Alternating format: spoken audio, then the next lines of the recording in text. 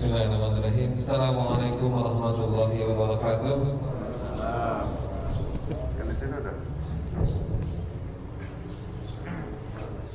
Alhamdulillahilladzi hadana li hadza wa ma kunna linahtadiya laula an hadana Allah. Asyhadu an la ilaha illallah wahdahu la syarika lah wa asyhadu anna Muhammadan abduhu wa rasuluhu la nabiyya ba'dah. Allahumma shalli wa sallim wa barik ala Muhammad wa ala alihi wa sahbihi ajma'in. Amma ba'du.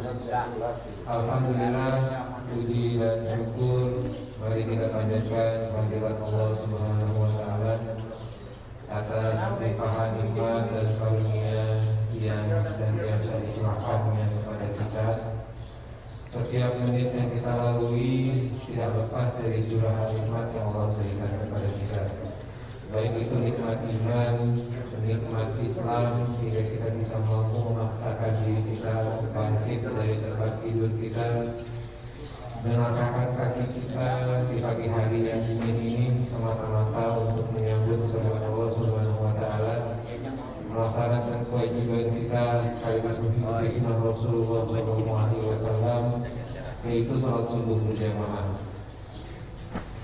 Nikmat sehat walafiat, alhamdulillah kita semua pada pagi hari ini masih diberikan kesempatan oleh Allah Subhanahu wa taala untuk bisa kembali melanjutkan aktivitas kita.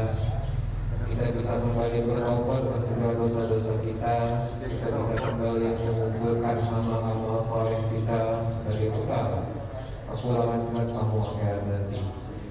Dan nikmat-nikmat lain yang tentunya tidak akan mampu kita hitung satu persatu atas apa yang Allah berikan kepada kita. Salam dan salam semoga tercurah kepada uswah hasanah kita, suri tauladan kita Nabi Muhammad sallallahu alaihi wasallam. Nabi akhir zaman yang kita imani bahwa beliau adalah Nabi terakhir yang Allah utus ke muka bumi. Semoga kepada keluarganya, sahabat-sahabatnya, dan mudah-mudahan kita semua yang hadir di sini serta keluarga besar kita senantiasa Allah berikan kekuatan dan keistiqomahan untuk kita bisa menghidupi sunnah-sunnah Rasulullah SAW. Amin ya Rabbal alamin. Bapak jamaah salat subuh yang dirahmati Allah Subhanahu wa taala, alhamdulillah di pagi hari yang sejuk ini kita bisa kembali mengikuti agenda rutin Masjid Quba, kajian pada subuh setiap hari Sabtu yang alhamdulillah di pekan pertama di bulan Oktober ini kita bisa kembali bersama Nasruddin Al-CBS untuk bersama-sama kita menyimak paparan terkait dengan hadis-hadis yang sahih. Tentunya dalam keseharian kita, dalam kehidupan kita, banyak hal yang sudah diajarkan oleh Rasulullah SAW. Yang tentunya landasannya adalah hadis-hadis yang harus kita pilah, harus kita pilih. Jangan sembarangan hadis yang kita gunakan, jangan sembarangan hadis yang kita sebarluaskan. Kita pastikan bahwa hadis-hadis yang kita sebarkan, yang kita gunakan adalah hadis-hadis yang sahih. Insya Allah pada pagi hari ini kita akan bersama-sama mengikuti kajian dari Ustaz Irwan. Untuk itu kita buka bersama dengan basmalah. Bismillahirrahmanirrahim. Kemudian kami sampaikan juga kepada Bapak sekalian bahwa kita masih terus menyelesaikan pembangunan masjid kita. Insya Allah tidak lama lagi lantai 2 akan kita selesaikan. Nanti pada saatnya kita akan sholat di lantai 2. Untuk lantai 1-nya akan mulai dirapikan. Untuk itu kami membuat kesempatan kepada Bapak semua. Lelang yang ke-8 sudah dimulai. Jadi silahkan bagi Bapak semua memanfaatkan momentum ini untuk memperbanyak amal soleh kita, mengumpulkan bekal-bekal akhirat kita. Amal jariah yang tidak akan terputus insya Allah selama masjid ini dibangun, selama masjid ini ada, selama masjid ini digunakan untuk beribadah. Amal jariah yang terbuka lebar di depan mata kita. Mari kita saksikan amal terbaik kita untuk menyelesaikan pembangunan Masjid Quba yang kita cintai. Demikian kepada Ustaz Irwan, dipersilakan.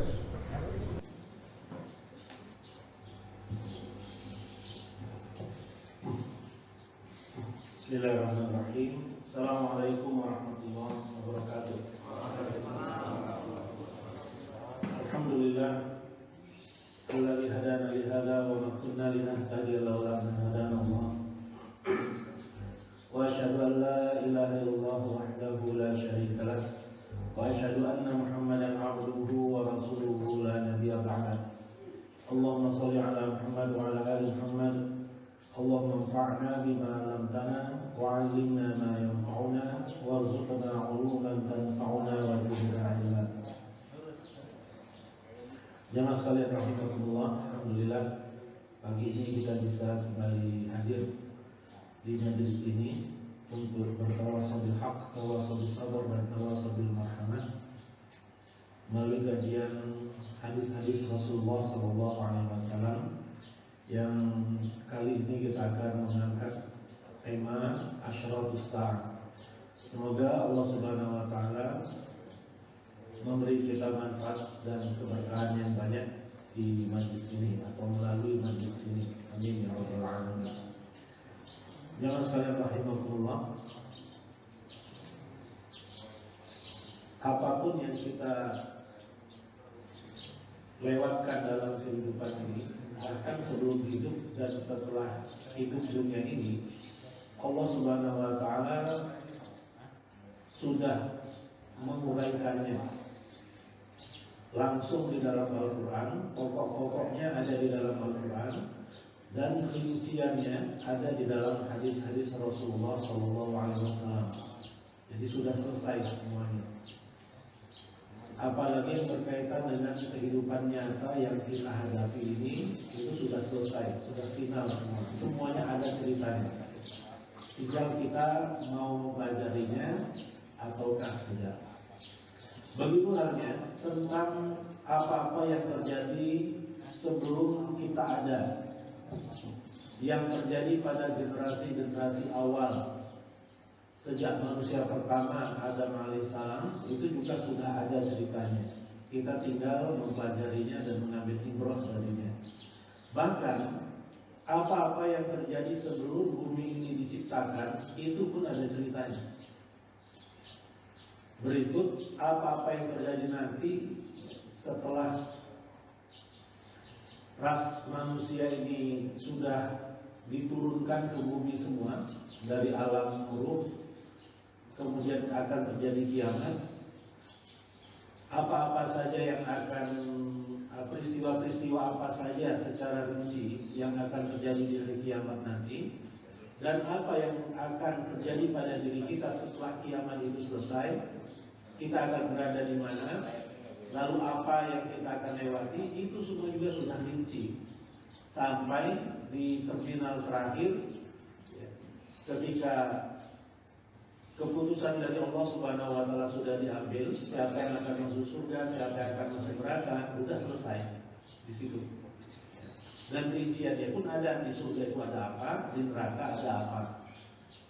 Jadi semua hal yang berkaitan dengan hidup dan kehidupan ini sudah selesai Allah Subhanahu wa taala jelaskan kepada kita semua. Tidak ada yang ditutup-tutupi. Masalahnya sebagian besar dari cerita-cerita itu belum kita kuasai. Rasulullah SAW mengarahkan kita talabul ilmi fardhatun ala kulli muslim. Menuntut ilmu itu fardu, wajib kata setiap muslim. Karena dengan belajar itulah kita akan tahu, semakin tahu tentang misi kita dalam kehidupan ini. Sebenarnya kita ini siapa, mau apa, dan akan kemana. Itu semua akan kita ketahui.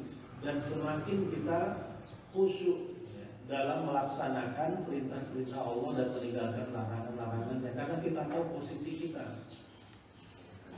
Kenapa muncul fenomena orang-orang yang sombong, orang-orang yang melanggar aturan-aturan Allah Subhanahu wa taala? Karena mereka tidak mengerti siapa diri mereka.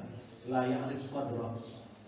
Nanti ketika mereka akan menghadapi kematian baru paham, sebagaimana yang dialami oleh Fir'aun.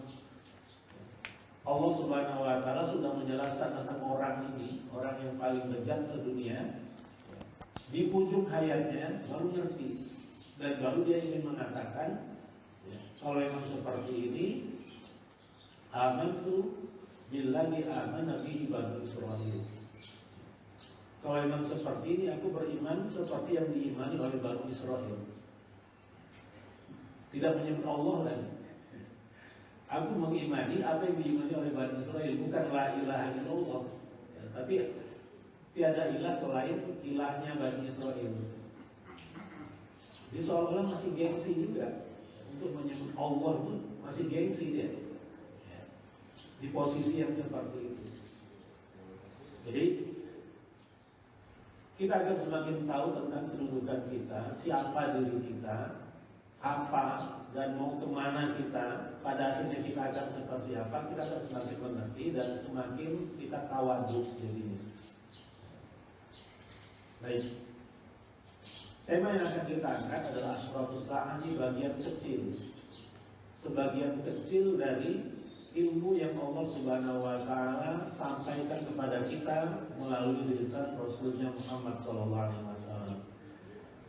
Bahwa kiamat itu ada amalatnya, ada tanda-tandanya, ada kisi-kisinya.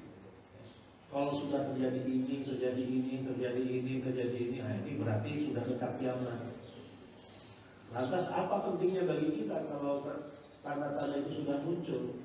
Ya, pentingnya adalah supaya kita semakin mendekatkan diri kepada Allah Subhanahu wa taala. Baik. Kita tidak akan menjelaskan rincian ya, dari tanda-tandanya sekarang puluhan ya, tanda-tanda kiamat itu puluhan ya, bukan 1-2. Hadis-hadisnya banyak sekali, bisa ratusan hadis-hadisnya.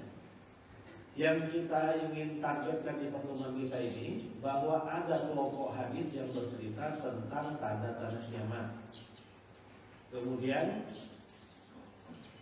kenapa tanda-tanda kiamat itu kita tidak pernah dapatkan ketika kita masih di SD dulu? Ketika kita di Hidayah di sekolah dasar, kita nggak pernah dengar cerita dari guru-guru kita, dari kiai-kiai kita, dari ustadz-ustadz kita tentang adanya Dajjal, tentang akan diturunkannya Isa al-Masih alaihissalam, ya, tentang akan munculnya Imam Mahdi, dan seterusnya. Kenapa cerita itu nggak pernah kita dapatkan dulu ketika kita masih di SD? Paling kan cerita yang menarik itu. Kita baru mengenalnya sekarang. Saya baru tahunya ketika saya pelajari Asyratus Sa'ah ini dulu ketika di kampus. Baru tahu ternyata ada. Nah, itu juga akan terjawab semoga dalam pertemuan kita ini. Termasuk apakah sesuatu yang disebutkan sebagai tanda-tanda kiamat itu berdampak kepada hukum. Kalau itu disebutkan sebagai tanda-tanda kiamat, berarti ini hukumnya begini, hukumnya begini. Apakah ada dampaknya kepada hukum taklifi, al-ahkam at-taklifiyah, wajib, sunnah atau mandub, mubah, makruh, haram? Apakah ada dampaknya kepada 5 hukum ini? Ya, semoga itu juga akan terjawab. Jadi pertemuan kita hari ini tidak fokus kepada tanda-tandanya, tetapi kita fokus kepada ilmu hadisnya dan konsekuensi hukumnya itu ada atau tidak. Ya, tapi tentunya dari contoh-contoh yang akan kita sebutkan secara tidak langsung atau secara tidak langsung kita akan menyinggung tentang sebagian dari tanda-tanda itu. Pertama, dari Anas bin Malik radhiyallahu anhu, beliau berkata, Rasulullah sallallahu alaihi wasallam bersabda, "Inna min asyrati sa'ati ay yurfa'al ilmu wa yathbutal jahlu wa yushrabal khamru wa yadhharul zina." Sesungguhnya di antara asyrat, apa arti asyrat? Ya, jamak dari syarat. Syarat artinya alamat. Bahasa Indonesianya alamat. Tanda-tanda. Asyrat artinya tanda-tanda. As-sa'ah, ya, saat, dalam bahasa Indonesianya saat. Tanda-tanda saat. Saat itu apa? Seringkali saat ini dipakai oleh Allah Subhanahu wa taala di dalam Al-Qur'an yang konotasinya adalah kiamat. Bahkan sebagian ulama mengidentikan kalau disebut sa'ah maksudnya adalah kiamat. Jadi asyratus sa'ah artinya tanda-tanda kiamat. Di antara tanda-tanda kiamat adalah pertama di dalam hadis yang diriwayatkan oleh Imam Bukhari ini, ayyul fa'al ilmu itu akan diangkat. Akan susah kita untuk menemukan ulama. Satu persatu ulama diambil ruhnya oleh Allah Subhanahu wa taala. Sementara penggantinya tidak muncul. Ayyul fa'al ilmu. Bagaimana teknis Allah mengangkat ilmu? Di hadis yang lain dikatakan biqabdil ulama, ya, dengan mewafatkan para ulama. Satu persatu ulama-ulama kita ya, meninggal dunia, wafat. Itu diantara tanda-tanda kiamat. Ayyul fa'al ilmu. Wayat butal jahlu. Kalau ilmu sudah diangkat para ulama ya, sudah pada wafat semua, yang tersisa adalah kejahilan, kebodohan. Ya. Kebodohan yang paling mendasar adalah ketika ada manusia tidak menyembah Allah. Itu jahiliyah namanya. Ketika ada manusia ciptaan Allah justru menyembah berhala. Itu kebodohan yang mendasar. Sifat jahiliyah seperti itulah yang diberantas oleh Rasulullah SAW di dalam dakwahnya di Kota Mekah. Yang kemudian baru berhasilnya kapan? Kejahilian itu diruntuhkan. Khususnya kejahilian yang ada di Kota Mekah baru bisa diruntuhkan tahun ke-8 Hijriah. Jadi setelah 21 tahun dari 23 tahun umur dakwah Rasulullah SAW. Jadi 2 tahun sebelum selesainya dakwah Rasulullah SAW baru bisa diruntuhkan, berhala-berhala dihancurkan.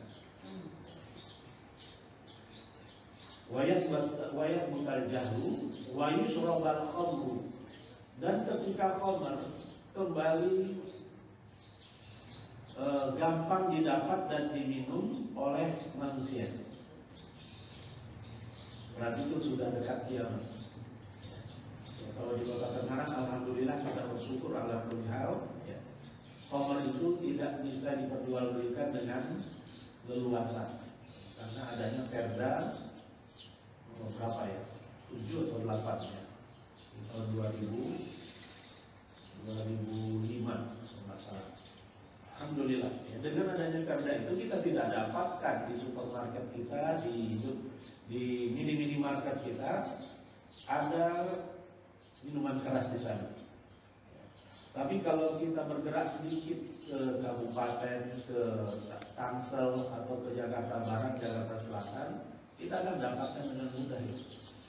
Ada di supermarket, ada di hipermarket, dan ada di minimarket. Gampang kita dapatkan. Jadi ini satu kesimpulan bagi kita di Kota Tangerang yang dengan adanya perda itu konsekuensinya itu tidak boleh bebas diperjualbelikan, walaupun tetap saja bisa didapat. Dan itu ya, masalah juga ya. Tapi ya istilah kita bukan masalah. Karena di zaman Rasulullah SAW sendiri tetap ada sahabat yang mabuk, bahkan sampai dihukum cambuk. Ada, berarti kan khamr itu ada di zaman Rasulullah, ada di Madinah. Dalam bab amar ma'ruf nahi munkar, yang wajib kita ingkari itu adalah kemungkaran yang bebas, tampak di muka umum. Itu yang harus kita ingkari. Dan kita tidak bertanggung jawab, tidak dituntut oleh Allah Subhanahu wa taala untuk menyelesaikan kemungkaran-kemungkaran yang terselubung. Yang wajib kita selesaikan adalah yang tampak, yang kelihatan. Dalam ilmu amar ma'ruf nahi munkar, yang harus kita ingkari adalah yang secara transparan kemungkaran itu dilakukan di muka umum, benar-benar terlihat. Nah, itulah lahan amar ma'ruf nahi munkar. Kalau kita pernah mendengar ada seseorang yang minum khamr di rumahnya, itu bukan lahannya nahi munkar. Ya. kecuali dia mengundang teman-temannya pesta minuman keras di rumahnya. Nah, itu baru lahannya nahi mungkar.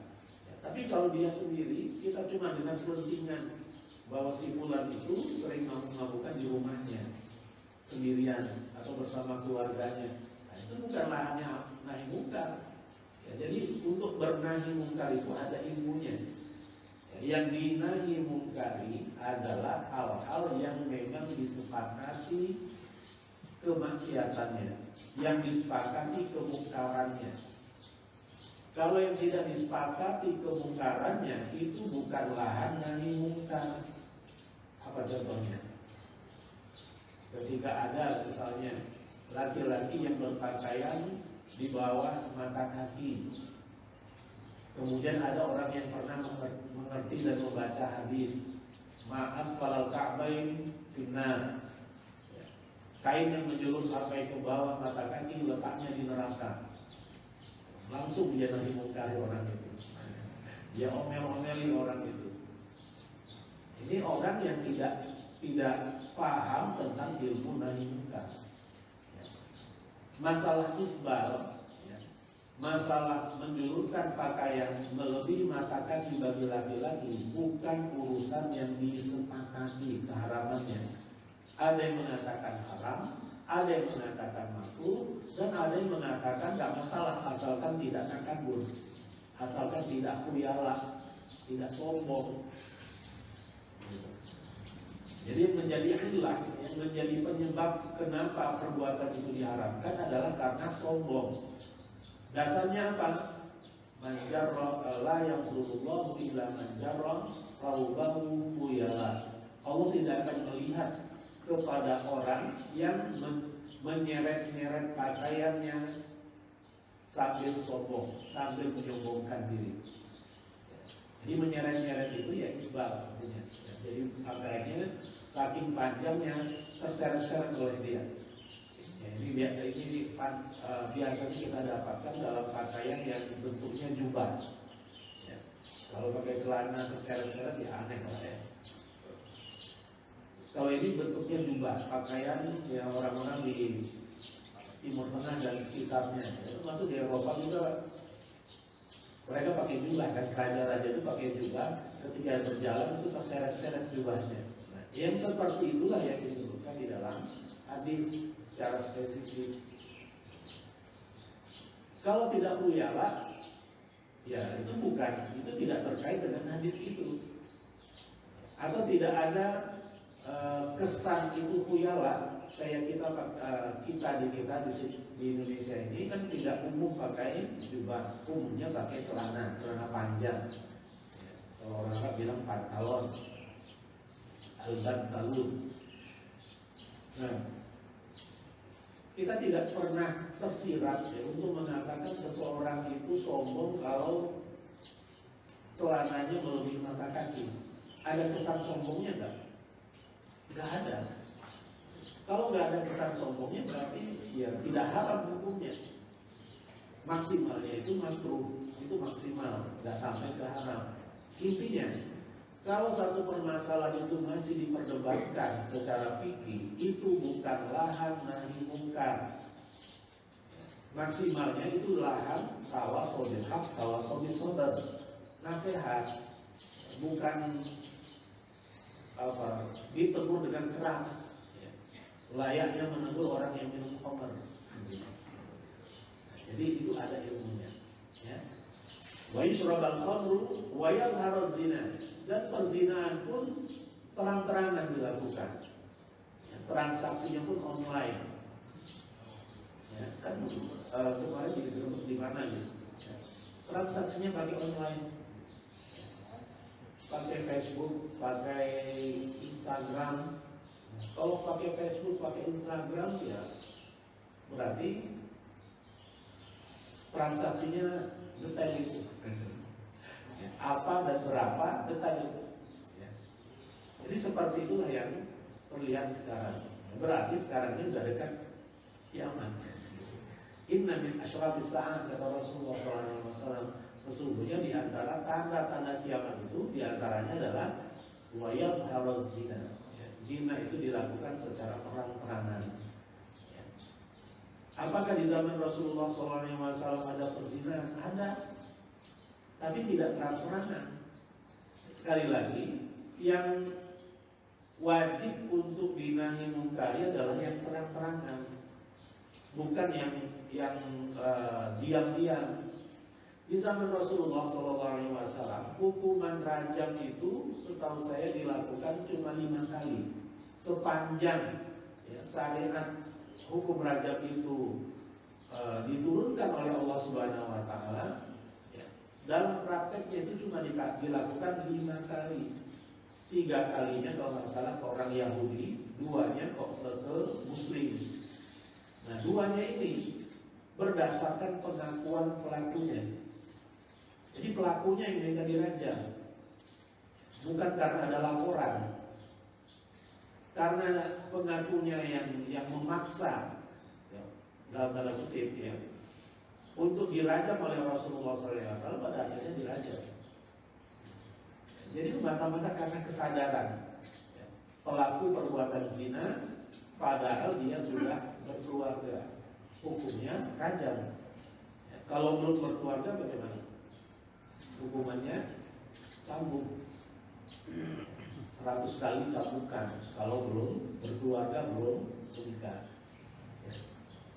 Jadi inilah yang disebutkan oleh Rasulullah SAW, dan ini juga yang kita rasakan sekarang ini. Kalau ayo fa'al ilmu, ya alhamdulillah untuk kawasan Masjid Kuba ini ilmu masih dibahas. Alhamdulillah, ilmu yang paling utama, bahkan ilmu itu sendiri kata Imam Syafi'i adalah maqala Allah wa maqala Rasul sallallahu alaihi wasallam. Ilmu itu adalah apa yang difirmankan oleh Allah dan apa yang disabdakan oleh Rasulullah sallallahu alaihi wasallam. Itulah ilmu sesungguhnya. Yang lain-lainnya itu cabang. Kalau yang cabangnya kita pelajari, ilmu yang mendasar ini belum kita kuasai, berarti kita belum punya ilmu. Sepintar apapun seorang muslim, bahkan dia sudah profesor gelarnya, tapi belum kunjung mengerti tentang maqala Allah wa maqala Rasul sallallahu alaihi wasallam, hakikatnya dia belum berilmu. Ilmu bagi seorang muslim adalah sesuatu yang bisa dia jadikan panduan untuk meniti kehidupan di dunia dan mendapatkan manfaat yang besar di akhirat. Itu manfaat ilmu bagi seorang muslim. Tapi kalau ada seorang muslim yang ilmunya hanya bermanfaat di dunia saja, di akhiratnya sama sekali tidak bermanfaat bagi dirinya, ya untuk apa? Kan target atau visi hidup kita kan akhirat, ridho wal jannah. Bagaimana supaya kita dapat ridho Allah dan bagaimana supaya kita bisa masuk surga. Itu visi hidup kita di dunia. Untuk mencapai visi itu kita harus punya ilmu. Ilmu yang berlandaskan oleh Allah dan oleh Rasul sallallahu alaihi wasallam. Contoh yang kedua ini kita dapatkan di hadis yang kedua dari Arba'in Nawawiyah yang biasa disebut dengan hadis Jibril. Di dalam hadis Jibril ini, di bagian akhirnya Jibril alaihissalam bertanya kepada Rasulullah SAW tentang sa'ah. Fa'akhirni anis sa'ah, beritakan kepadaku tentang kiamat. Jawaban Rasulullah SAW diplomatis. Mal mas'ulu anha bi'a'lama minas sa'il. Yang ditanya tidak lebih tahu daripada yang bertanya. Maksudnya Rasulullah nggak tahu tentang kiamat itu apa dan kapan. Yang bertanya adalah malaikat Jibril. Malaikat Jibril, dia lebih dekat kepada Allah sehingga ilmu tentang kiamatnya tentunya lebih tinggi dibanding Rasulullah SAW. Karena itu menjadi jawabannya, Jibril mengganti pertanyaannya, fa'akhbirni an amaratiha. Kalau demikian, beritakan kepadaku tentang tanda-tandanya. Amarat. artinya asyraf. Qal antalidal amatu rabbataha, ketika seorang budak hamba sahaya perempuan melahirkan rabbataha, melahirkan majikannya. Jadi kalau ada hamba sahaya perempuan dinikahi, dimiliki oleh seorang muslim, kalau amat budak hamba sahaya itu ya seperti istri, tapi tidak ada ikatan pernikahan. Hamba sahaya itu seperti barang yang dimiliki oleh seorang muslim, dia beli dan bisa dia pakai. Hasil hubungan itu kemudian melahirkan anak. Si majikan ini ketika berhubungan dengan hamba sahaya yang perempuan melahirkan anak.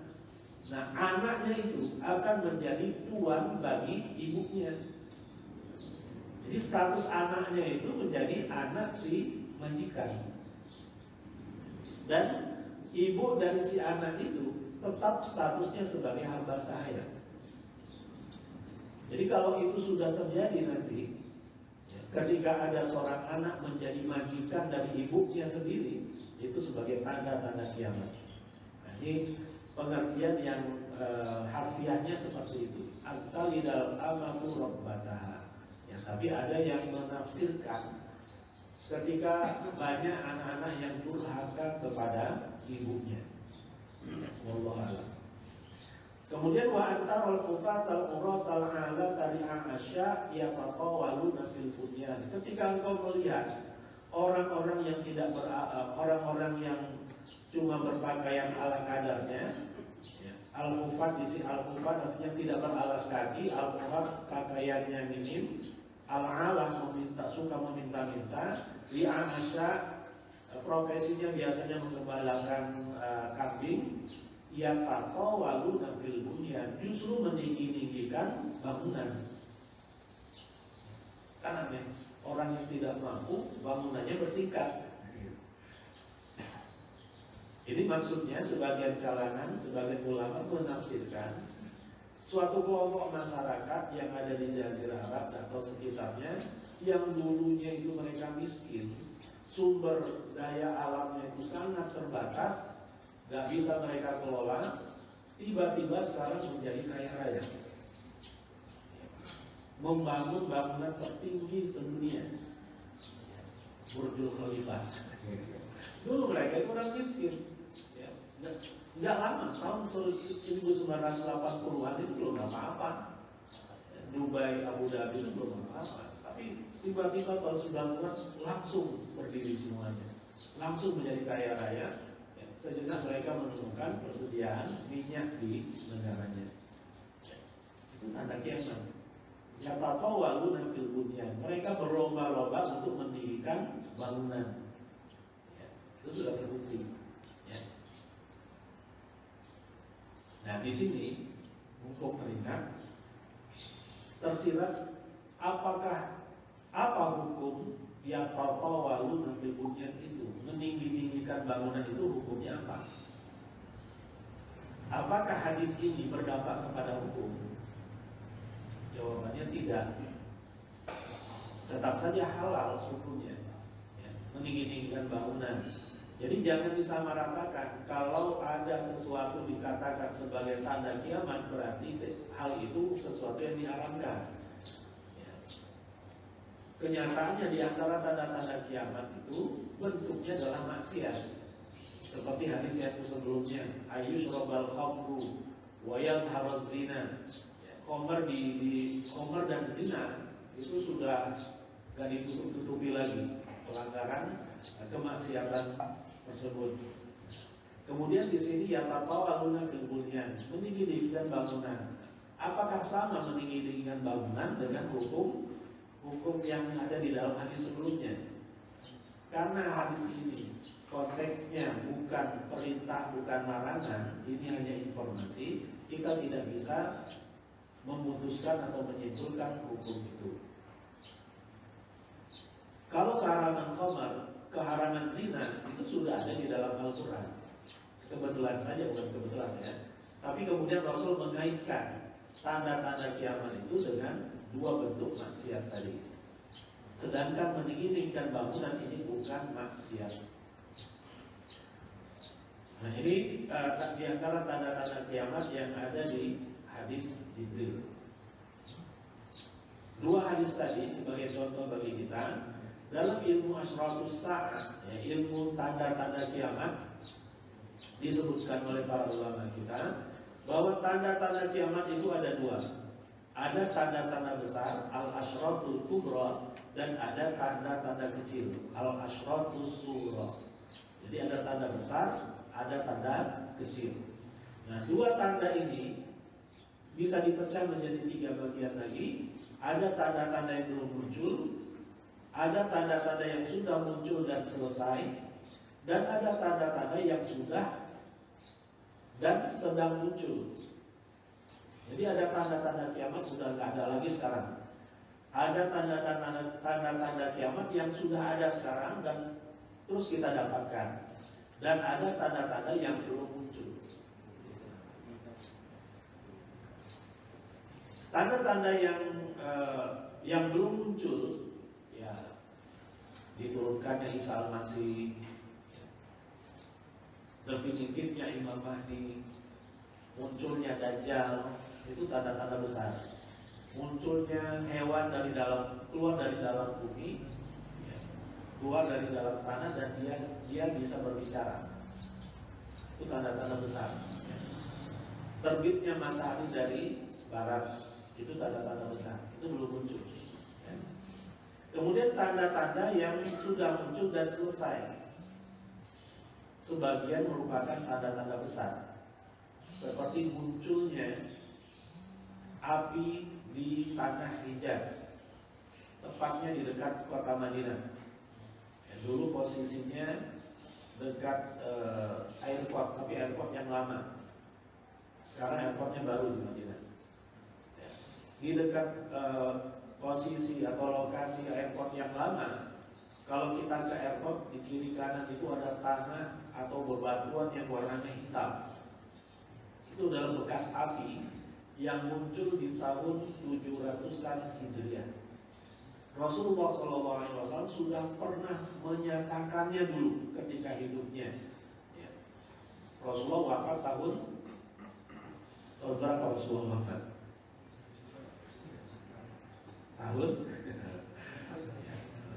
Tahun 10 Hijriah. Ada yang mengatakan tahun 11 Hijriah. Jadi Rasulullah sudah menyatakannya di masa hidupnya. Api itu muncul 7 abad kemudian. Munculnya di dekat kota Madinah. Yang ketika muncul, leher-leher unta yang ada di Syam itu bisa kelihatan di malam hari.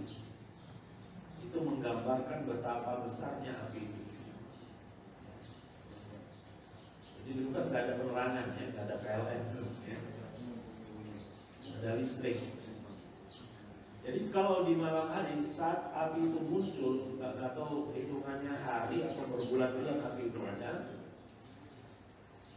Leher-leher unta yang ada di Syam, Syria sekarang, Syria, Palestina dan sekitarnya, itu bisa diterangi karena terangnya api. Dari Madinah kalau terbang ke Damsyik atau Damaskus perlu waktu 2-3 jam. Berarti apinya muncul di Medan, dari Tangerang yang terang. Itu kan suatu fenomena yang luar biasa. Itu pernah terjadi di zamannya Imam Nawawi rahimahullah. Imam Nawawi rahimahullah yang punya Arba'in Nawawiyah, ya, pernah bercerita tentang itu. Ketika itu terjadi, beliau tinggalnya di Syam. Benar-benar itu terbukti. Beliau bisa melihat terang benderangnya suasana di malam hari karena api itu muncul di Madinah. Itu tanda-tanda yang tanda-tanda yang sudah muncul dan selesai. Itu nggak ada lagi, sudah selesai. Ya, di antara tanda-tanda yang seperti ini yang sudah muncul dan selesai, diutusnya Nabi Muhammad SAW itu juga merupakan tanda-tanda kiamat. wafatnya Rasulullah SAW itu juga merupakan tanda-tanda kiamat. Ya. Rasulullah di masa hidupnya mengatakan baini wa baina sa'ati kahatain. Antara diriku dan kiamat itu seperti dua jari ini, dekat sekali. Nah, tapi dekatnya di situ ternyata relatif sifatnya. Sampai sekarang ternyata belum terjadi juga kiamat itu. Kemudian tanda-tanda yang sudah dan sedang muncul, ya, tersebarnya perbuatan zina, minum khamar, ya, secara terang-terangan, ya. Kemudian munculnya kezaliman, itu diantara tanda-tanda kiamat. Kezaliman yang luar biasa, pemutarbalikan fakta yang benar seolah-olah salah, yang salah seolah-olah benar. Itu juga diantara tanda-tanda kiamat. Munculnya pemimpin-pemimpin yang zalim, itu juga diantara tanda-tanda kiamat. Dan ketika kezaliman itu semakin memuncak, ya, tidak malu-malu lagi orang yang berbuat zalim itu untuk menampakkan kezalimannya, transparan sekali bahwa itu kezaliman, itu penipuan, itu kebohongan. Itu pertanda bahwa Imam Mahdi akan segera definitif. Jadi di antara tanda-tanda Imam Mahdi ini akan muncul, fenomena kehidupannya, fenomena sosial yang bentuknya kezaliman. Sedangkan fenomena alamnya bentuknya zalazil, ya, gempa bumi yang sering terjadi. Kalau dua tanda ini sudah muncul, sering terjadi gempa dan kezaliman semakin memuncak di seluruh dunia, itu sebagai pertanda bahwa Imam Mahdi akan segera definitif. Ya. Jadi ini dalam ilmu Asratus Sa'ah, ini yang dibahas oleh para ulama kita. Dan perlu kita ketahui bahwa di dalam kitab-kitab hadis, para ulama-ulama hadis, Imam Bukhari, Imam Muslim, dan imam-imam hadis lainnya menerangkan tanda-tanda kiamat ini di dalam hadis-hadisnya. Jadi ada bab khusus tanda-tanda kiamat. Karena tanda-tanda kiamat ini kan hal-hal yang sifatnya ghaib, ya. Sifatnya ya tidak bisa kita rekayasa dengan redaksi pernyataan kita. Ini hanya mungkin dinyatakan oleh Rasulullah SAW, berarti bentuknya pasti hadis.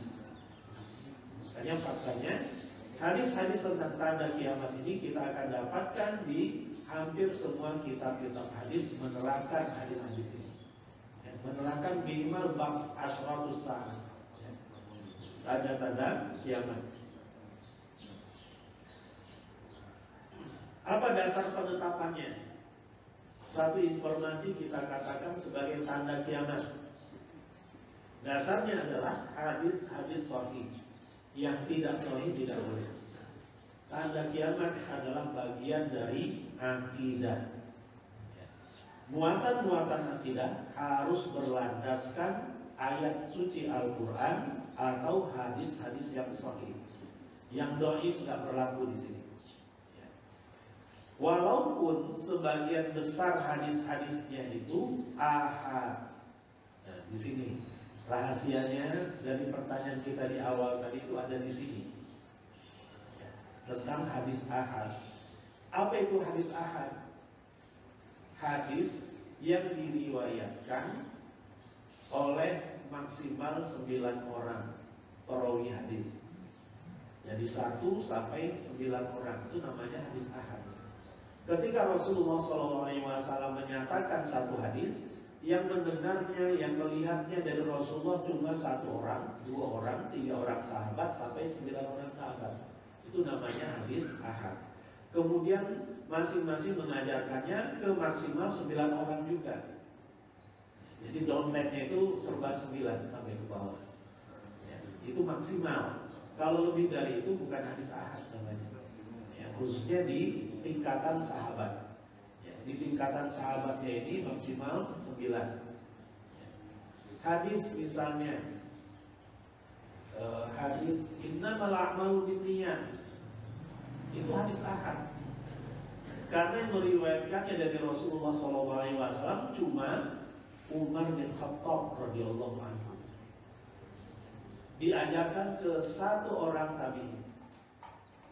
Kemudian baru memencar di bawahnya itu ke banyak tabi'in. Itu namanya hadis ahad. Lawan dari hadis ahad adalah hadis mutawatir. Mutawatir artinya deras. Tawatarul mah artinya hujan itu berturunan deras. Hadis disebut mutawatir ketika Rasulullah SAW mengucapkan hadis itu dihadiri didengar oleh minimal 10 orang sahabat dan diajarkan ke 10 masing-masing 10 dan seterusnya. Contohnya hadis wa man kadzaba alayya muta'ammidan falyatabawwa maq'adahu minan nar.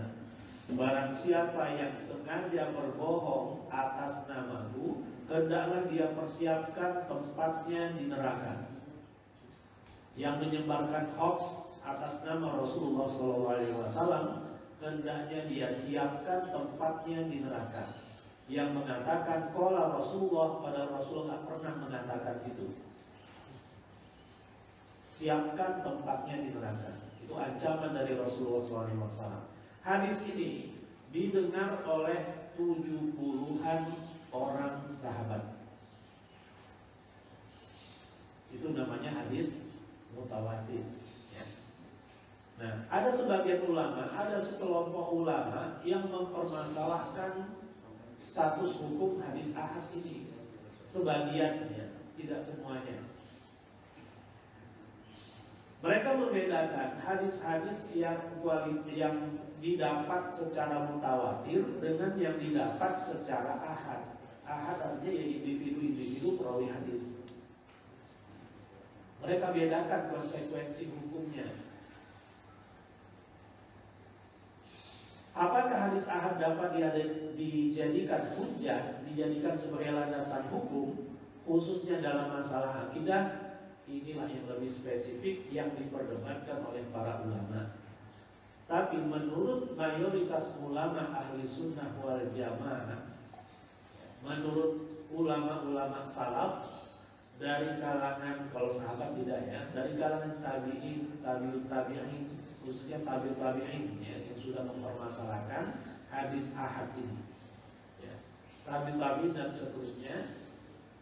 Di antara yang berpendapat adalah Imam Bukhari rahimahullah ahli hadis, bahwa apapun kualifikasi hadis itu berdasarkan kuantitas perawinya, bukan kualitasnya, tapi kuantitas jumlah perawinya, tidak berdampak kepada hadis itu bisa dipakai atau tidak. Semuanya bisa dipakai.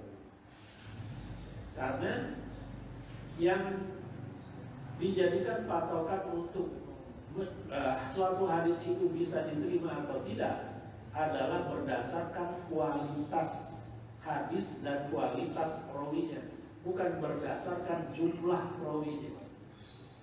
Itu pendapat Imam Bukhari dan ulama-ulama salaf lainnya. Tapi ada sebagian ulama yang mengatakan sebaliknya, kalau hadis itu ahad tidak bisa dipakai untuk landasan akidah. Landasan akidah harus mutawatir. Di antara yang berpendapat seperti ini adalah kebanyakan ulama-ulama yang bermazhab Syafi'i. Umat Islam di Indonesia dan ulama-ulama yang menyebarkan Islam dan mendakwahkan Islam di Indonesia, di Nusantara, hampir semuanya bermazhab Syafi'i. Maka ilmu yang kita dapatkan bersumber dari mereka, dan itu yang menjadi landasan kurikulum bahan ajar seluruh umat Islam yang ada di Indonesia sejak dulu sampai sekarang. Makanya kita tidak akan dapatkan cerita-cerita itu di buku-buku pelajaran yang formal, tidak ada. Karena mazhabnya adalah mazhab ini. Yang dijadikan sebagai landasan, yang dijadikan sebagai patokan adalah konsep ini. Hadis ahad tidak dapat dijadikan sebagai landasan akidah. Berarti ya, mazhab pun itu menentukan karakter kita, menentukan cara berpikir kita. Dan itulah mengapa dari dulu Kementerian Agama, dulu Departemen Agama, selalu dikuasai oleh siapa kira-kira? Kan sudah dibagi-bagi, ada lahannya ya. Kalau Kementerian Pendidikan itu ormas yang ini. Kalau Kementerian Agama atau Departemen Agama itu lahannya Nahdlatul Ulama. Ya, kalau Menteri Pendidikan itu lahannya Muhammadiyah. Tapi sekarang itu sudah berubah. Sudah la NU wala Muhammadiyah. Ya. Jadi inilah sejarah diri kita. Kenapa saya juga 9 tahun saya di pesantren nggak pernah dapatkan ajaran itu, tidak pernah mendapatkan materi tanda-tanda kiamat. Padahal di pesantren diajarkan Quran, hadis, ya, tapi urusan ini nggak pernah diajarkan. Kenapa ya? Karena memang kurikulumnya mengacu hierarki hukumnya ke sana gitu. Ulama-ulama yang bermazhab Syafi'i yang berpendapat hadis ahad tidak bisa dijadikan sebagai landasan akidah. Walaupun pendapat yang paling kuat, apapun kualifikasi hadis itu, selama sahih, ya, selama hadisnya sahih, bisa dijadikan sebagai landasan hukum apapun, ibadah ataupun akidah, syariah ataupun akidah, apalagi akhlak. Ya. Tidak dilihat apakah hadis itu mutawatir ataupun ahad. Nah, ini pendapat yang benar itu seperti itu. Ya. Dan itu sudah lama perdebatannya di antara ulama-ulama kita. Ini perdebatannya sudah 1000 tahun. Urusan hadis ahad dan hadis mutawatir ini, apakah bisa dijadikan sebagai landasan akidah atau tidak? Ya, cuma kan kita banyak berkutat pada urusan furu. Yang kita perdebatkan antara kunut tidak kunut, hanya itu saja yang dibicarakan. Padahal ada yang lebih mendasar lagi yang diperdebatkan oleh para ulama kita sejak lama, yaitu antara hadis ahad dan hadis mutawatir. Kaitannya juga tentang akidah. Satu hal yang mendasar dalam ajaran agama kita. Nah, ini yang perlu kita ketahui. Saya mengarahkan, saya merekomendasikan kepada kita semua untuk meyakini apa yang diyakini oleh mayoritas ulama. Di antaranya adalah Imam Bukhari dan ulama-ulama hadis lainnya. Juga yang ulama-ulama lainnya kan, bukan ulama hadis, yang menyatakan apapun jenis hadisnya, mutawatir atau ahad, kalau sanadnya itu sahih, sanadnya kuat, bisa dijadikan sebagai landasan hukum apapun. Baik, secara ringkas mungkin ini sampai suluk ya, udah masuk suluknya. Sekilas saja, sedangkan saat ya, atau kiamat ada 3 bentuknya. Ada as-sa'atu surah, ya, kiamat kecil. Kiamat kecil itu adalah kematian masing-masing kita. Kata Rasulullah SAW, man mata faqad qamat qiyamatuhu. Barang siapa yang meninggal maka sudah bangkit kiamatnya. Jadi kematian adalah kiamat kecil. Dan ada kiamat wusta, kiamat pertengahan. Kiamat pertengahan itu adalah musnahnya satu generasi. Ya, sebagaimana di zaman Rasul ada generasi sahabat. Setelah musnah, Muslim yang pernah bertemu dengan Rasulullah SAW tidak ada seorang pun, berarti generasi itu sudah musnah. Diganti dengan generasi berikutnya itu tabi'in. Ya. muslim-muslim yang pernah belajar dari kalangan sahabat. Jadi kalau sudah musnah satu generasi, itu namanya as-sa'atul wusta, ya. Kiamat pertengahan. As-sa'atul kubra, dibangkitkannya manusia dari kuburan, dari alam kuburnya untuk dihisab dan diberikan ganjaran. Itu kiamat yang sesungguhnya, as-sa'atul kubra. Jadi kiamat itu ada tiga ini, ya. Ada tiga ini, ada yang kecil, ada yang pertengahan, dan ada yang besar. Yang kita bahas, yang dibahas oleh para ulama dalam asyrafus sa'ah tentunya kiamat besar, ya.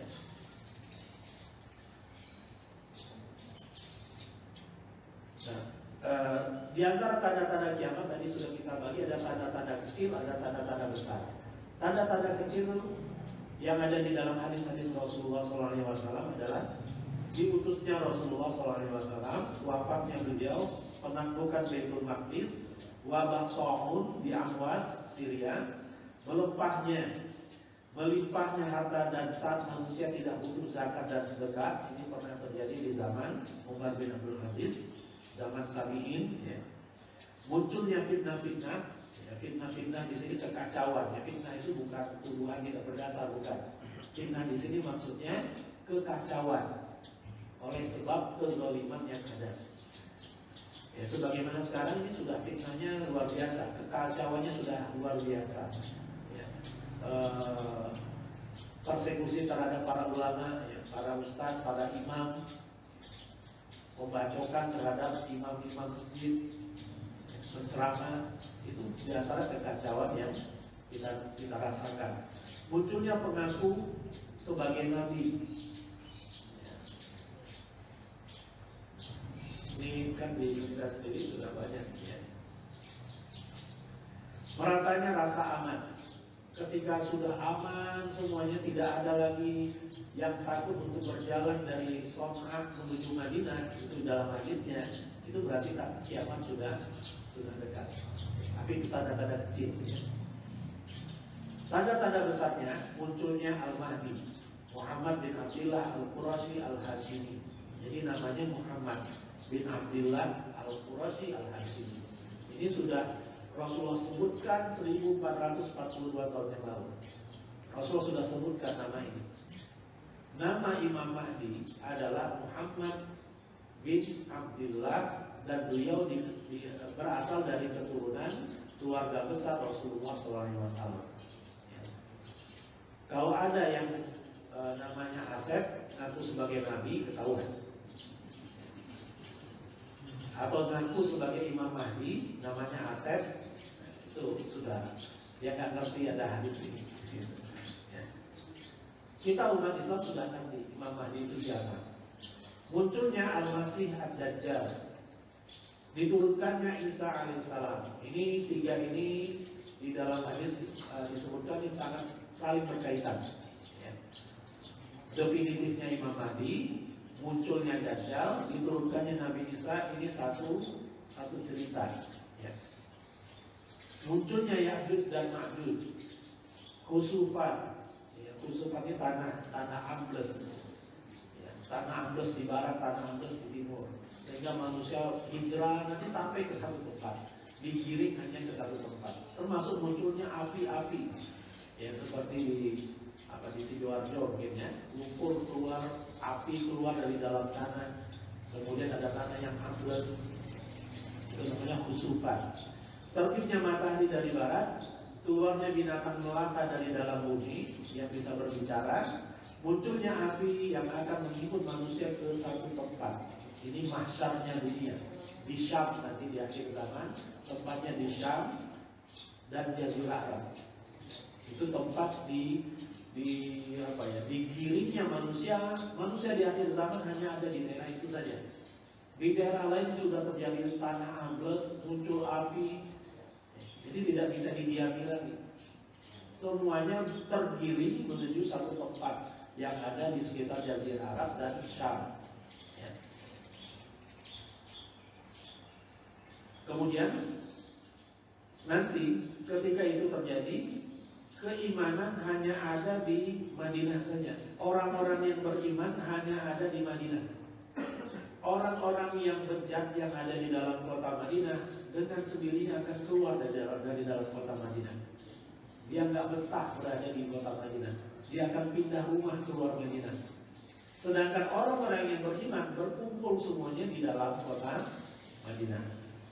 Dan hanya kota Madinah lah serta kota Mekah yang tidak bisa ditembus oleh Dajjal. Ya.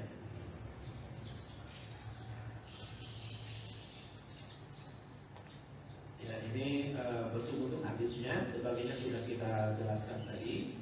Nah, tentang Imam Mahdi, andaikan dunia tinggal sehari, sungguh Allah Ta'ala akan panjangkan hari tersebut sehingga diutus padanya seorang laki-laki dari ahli baitku, namanya serupa namaku dan nama ayahnya serupa nama ayahku. Dia akan penuhi bumi dengan kejujuran dan keadilan, sebagaimana sebelumnya dipenuhi dengan kezaliman dan penganiayaan. Jadi tanda-tanda akan munculnya Imam Mahdi kalau sudah merata kezaliman dan penganiayaan itu. Fa idza ra'aitumuhu fabayyi'uhu walau habwan 'ala thalji. Ketika kalian melihat Imam Mahdi itu, maka berbaiatlah dengannya, walaupun harus merangkak-rangkak di atas salju, walaupun merangkak-rangkak di atas es. Di zaman Rasul nggak pernah ada es, nggak pernah ada salju. Kenapa Rasul katakan ini? Jangan-jangan itu sebagai isyarat dari Rasulullah ketika Mekah Madinah sudah dituruni es, salju, itu sebagai tanda Imam Mahdi akan muncul. Apakah sudah terjadi? Kalau saya kuliah di sana, hujan es sudah pernah. Ya, tapi kalau salju belum pernah. Di utara Jazirah Arab, Tabuk, ya, daerah Tabuk, itu arah ke arah Palestina, ke arah ke Syam, ya, itu sudah dihujani salju sejak lama. Ya, dan konon katanya salju itu semakin ke selatan, mengarah ke kota Madinah. Ya, kalau itu sampai ke Madinah, sampai ke Mekah, itulah tanda-tanda akan definitifnya Imam Mahdi.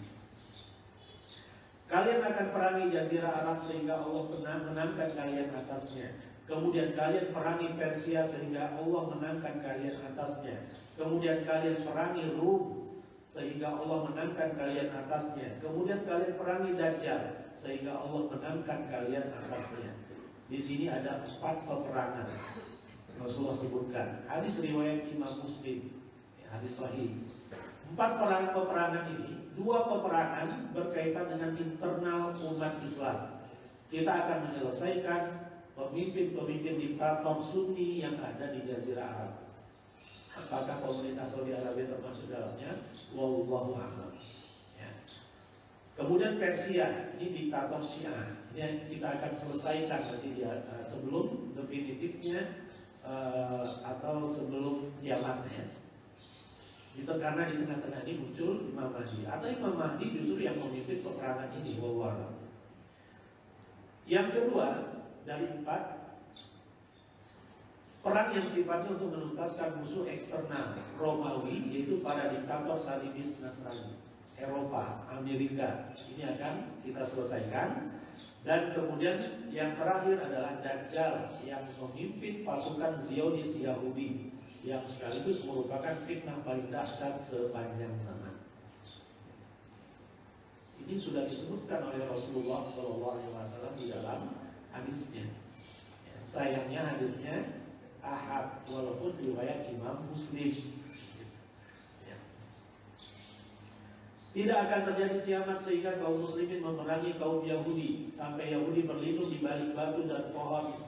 Lalu batu dan pohon berbicara, "Hai Muslim, hai hamba Allah, ini Yahudi di belakangku, kemari bunuhlah dia."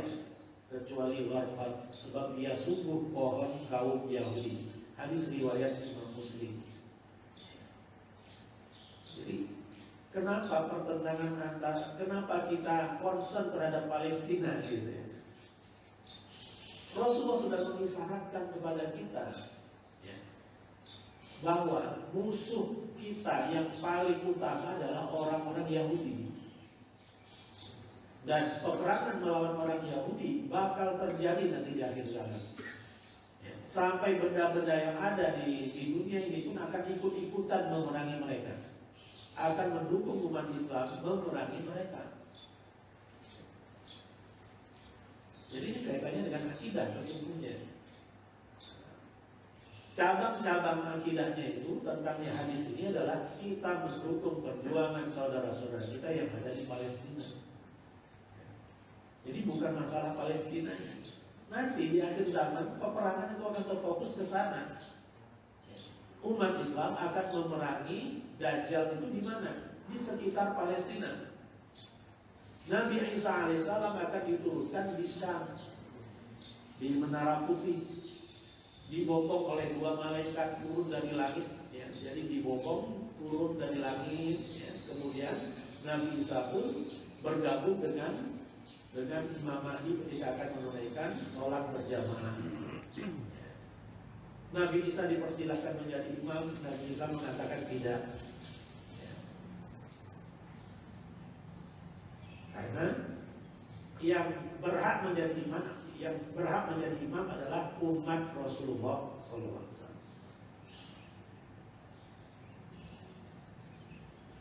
Jadi jemaah sekalian dirahmati Allah, inilah tanda-tanda yang ada ya, yang perlu kita ketahui.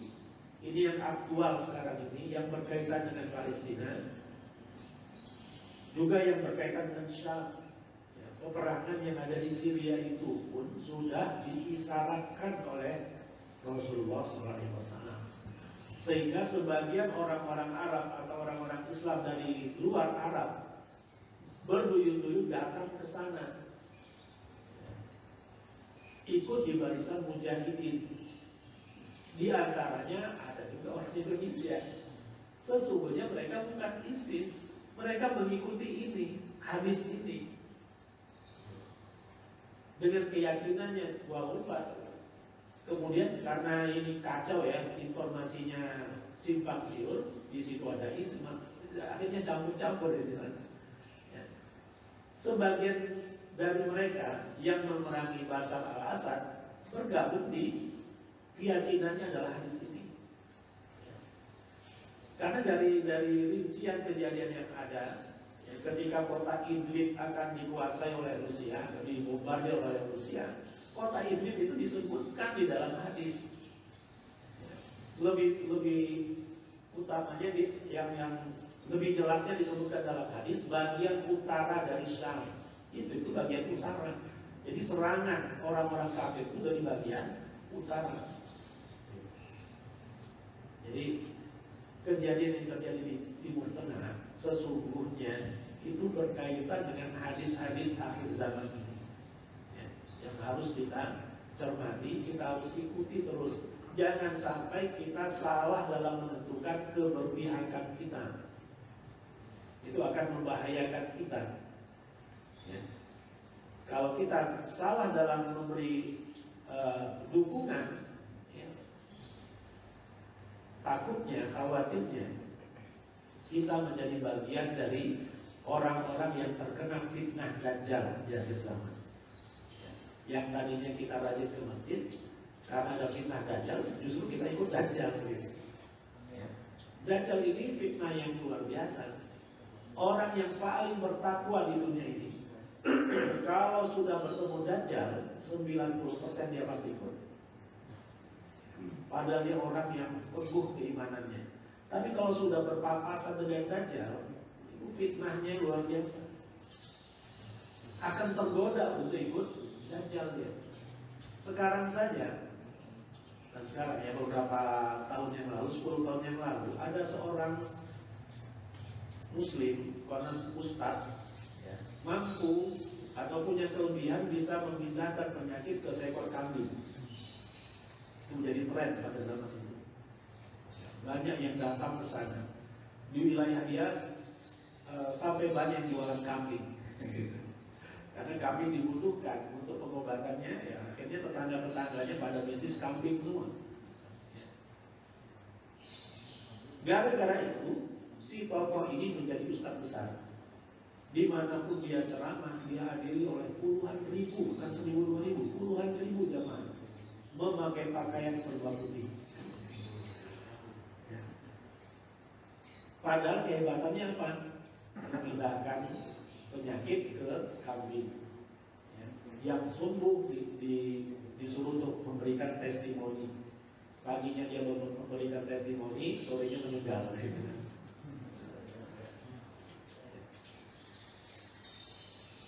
Dajjal jauh lebih canggih dari itu. Dia kalau melemparkan sebiji benih, biji benih itu akan langsung muncul batangnya kayak film kartun gitu. Kayak film kartun langsung muncul buahnya.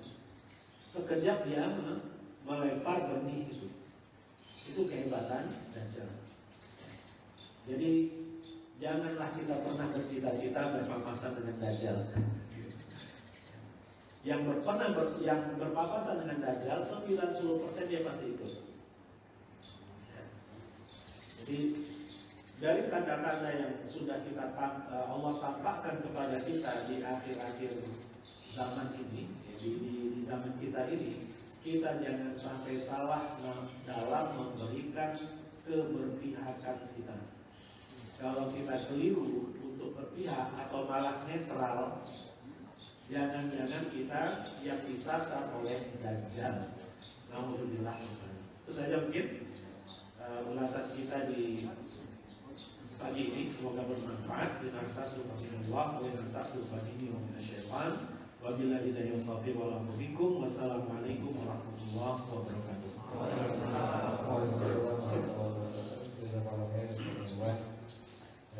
Sudah memaparkan kepada kita mulai dari tanda-tanda kiamat secara umum, kemudian apa yang menjadi dasar atau landasan terkait dengan tanda-tanda kiamat yang kita imani, kemudian terkait dengan pembagian kiamat mulai dari kiamat kecil, menengah, maupun sampai dengan kiamat besar. Kemudian kami persilakan untuk apabila ada pertanyaan yang kami sampaikan terkait dengan materi kita di pagi hari ini. Sudah cukup? Ya, silakan Pak.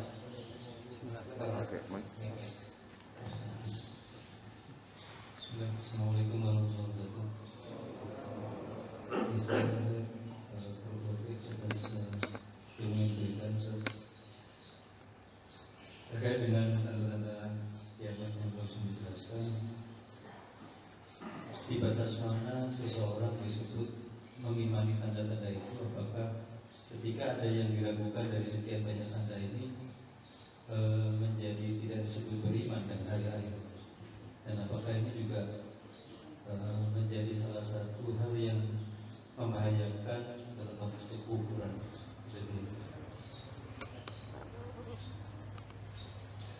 Langsung jawab. Ya, langsung aja.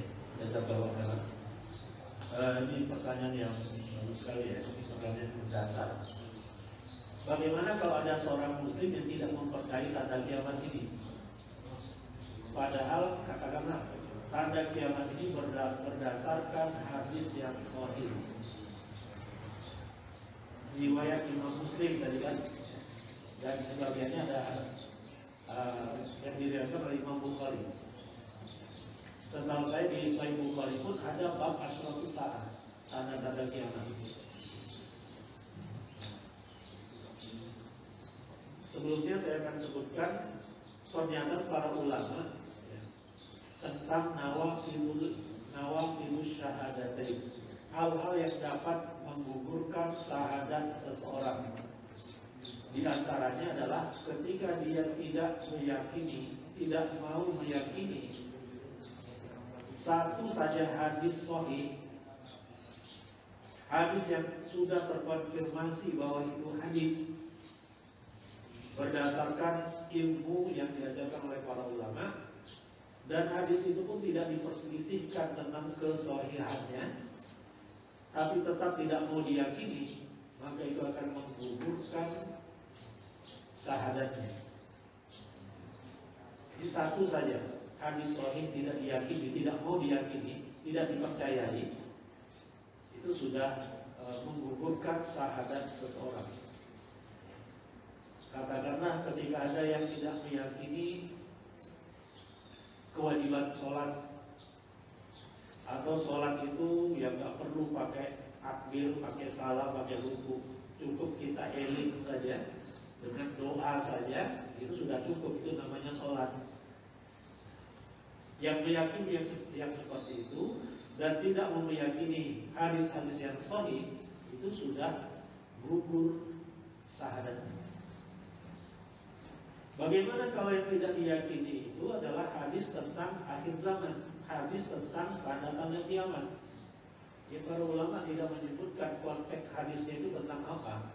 Pokoknya hadisnya sahih. Hadisnya sudah dinyatakan sahih, sudah ijma para ulama hadis itu sahih. Tapi tetap tidak mau diyakini oleh seorang muslim. Apa dampak hukumnya? Syahadatnya gugur. Lantas bagaimana dengan pendapat yang mengatakan hadis ahad tidak bisa dijadikan sebagai dasar dari akidah? Semoga maksudnya itu adalah mereka tidak menetapkannya sebagai ilmu yang yakin. Itu masih sifatnya dhanni. Ini juga istilah dalam penetapan hukum, istilah usul fikih. Jadi dalil dari Al-Quran, dari hadis-hadis Rasulullah SAW itu ada yang berdampak kepada hukum yang qat'i dan ada yang berdampak kepada hukum yang dhanni. Kalau qat'i, qata' ayat tahu artinya putus, sudah selesai, sudah final, ya nggak bisa diperdebatkan lagi. Sholat subuh 2 rakaat itu sudah final, nggak bisa diperdebatkan lagi. Itu qat'i sudah, hadisnya sudah qat'i. Dan ada sebagian hadis, ayat dan hadis yang dampak hukumnya ke hukum-hukum yang sifatnya dhanni, berdasarkan praduga yang paling dekat kepada kebenaran, itu hukumnya. Nah, yang dhanni ini, dalil-dalil yang dhanni inilah yang berdampak kepada perbedaan pendapat para ulama. Status dalil ketika dia tidak qat'i, dia itu dhanni, itu yang menyebabkan perbedaan pendapat para ulama. Masalah khilafiyah itu muncul dari hal-hal yang sifatnya dhanni. Dhann artinya praduga, kan? Dugaan yang kuat bahwa itulah hukumnya. Nah, yang kualitasnya seperti itulah, yang kualifikasinya seperti itulah yang diperdebatkan oleh para ulama. Sebenarnya dalam sholat subuh itu ada qunut atau tidak sih? Ada yang mengatakan ada, ya ada yang mengatakan tidak. Padahal dalilnya cuma satu, kesimpulannya dua. Rasulullah SAW tidak putus berqunut selama 1 bulan. Kata-kata itu yang diambil oleh sebagian ulama untuk menetapkan qunut khususnya di sholat subuh. Pendapat yang lain mengatakan tidak, itu qunut karena ada kejadian. Karena sahabat-sahabat beliau dizolimi, dibunuhin, dibantai oleh pihak yang justru mengundang mereka. Di tengah jalan dibunuhi, dibantai sama mereka. Rasulullah selama 1 bulan mendoakan mereka, mendoakan orang-orang yang membunuhi, yang membantai sahabat-sahabatnya. Untuk itulah Rasulullah berqunut selama 1 bulan. Qunut inilah yang dinamakan qunut nazilah. Jadi dalilnya cuma satu, tapi kesimpulannya bisa 2. Kenapa? Karena dalilnya dhanni. Ini fakta yang ada dalam syariat Islam. Dan para ulama-ulama yang kita sebutkan tadi, mungkin wallahualam dari bahan bacaan saya tidak seberapa, mengeneralisir dalam menyikapi hadis-hadis yang berkaitan dengan syariat dengan hadis-hadis yang berkaitan dengan akidah itu disamakan. Padahal dalam urusan akidah ini perlu untuk diyakini saja, nggak ada dampak hukumnya, kan?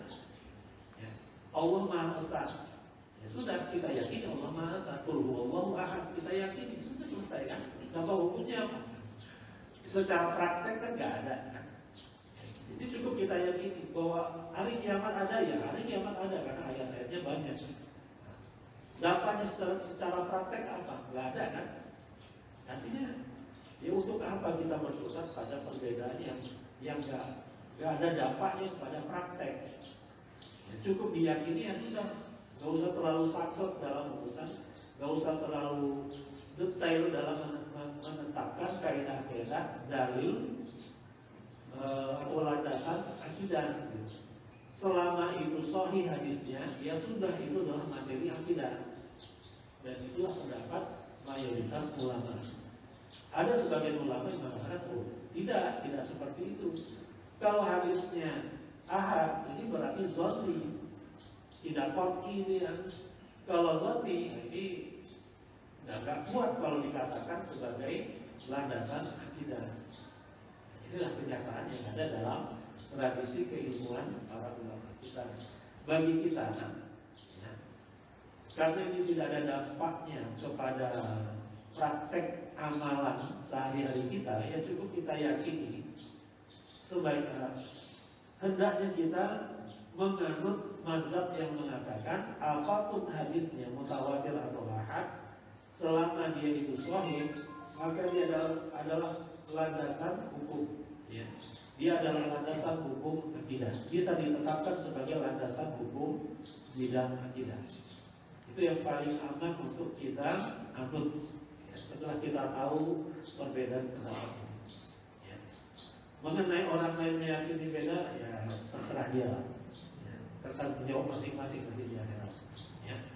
Jadi ini karena urusannya akidah kaitannya dengan keyakinan, kaitannya dengan niat, tidak banyak maslahatnya untuk diperdebatkan.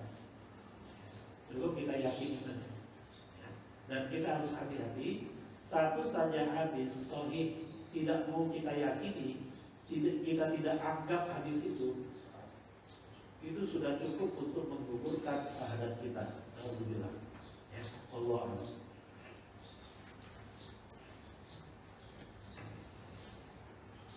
Baik, cukup untuk pertanyaannya atau masih ada? Sepertinya cukup ya, insya Allah. Kita meyakini semua apa yang disampaikan oleh Ustaz Irwan tadi, bahwa kiamat itu sudah semakin dekat. Tanda-tandanya sudah ada, baik yang itu sudah pernah kita lihat maupun yang sekarang pun masih ada atau masih berlangsung. Kita tidak perlu untuk memperdebatkan kapannya, karena kita nggak tahu. Rasul sendiri pun tidak tahu kapan kiamat itu akan terjadi. Tetapi tanda-tandanya sudah ada. Dan semoga dengan tanda-tanda yang disampaikan oleh Ustaz Irwan tadi membuat kita semakin menyiapkan diri untuk mengumpulkan bekal-bekal kita, kemudian kita meningkatkan keimanan kita kepada Allah Subhanahu wa Ta'ala. Dan kami juga pada pagi hari ini berbahagia sekali. Kami melihat ada wajah-wajah yang sepertinya dari luar Taman Royal 2, Pak Bambang dari Puri Dewata Al-Mujadid. Ini ada Pastor Itali. Dari Banjar Wijaya. Paling belakang sana ada Pak Boy itu kayaknya. Jadi Pinang Gria, suatu hasanah, Masya Allah. Ini sebuah persatuan umat Islam yang kita dambakan. Mudah-mudahan nanti suatu saat kami dari Kuba bisa berkunjung ke suatu Pak Boy. Mudah-mudahan nanti diinfokan kajian-kajiannya. Dan kita juga sudah berhimpun di sebuah grup yang dikira oleh Ustaz Irwan dari Marawa. Mudah-mudahan ada hal positif yang bisa kita hasilkan dari persatuannya kita, minimal di wilayah Kota Tangerang khususnya. Baik Bapak-Bapak semua, demikian kajian kita di pagi hari ini. Kita cukupkan dengan alhamdulillah. Alhamdulillah, subhanallah wa bihamdika asyhadu an la ilaha illa anta astaghfiruka wa atubu ilaik. Assalamualaikum warahmatullahi wabarakatuh.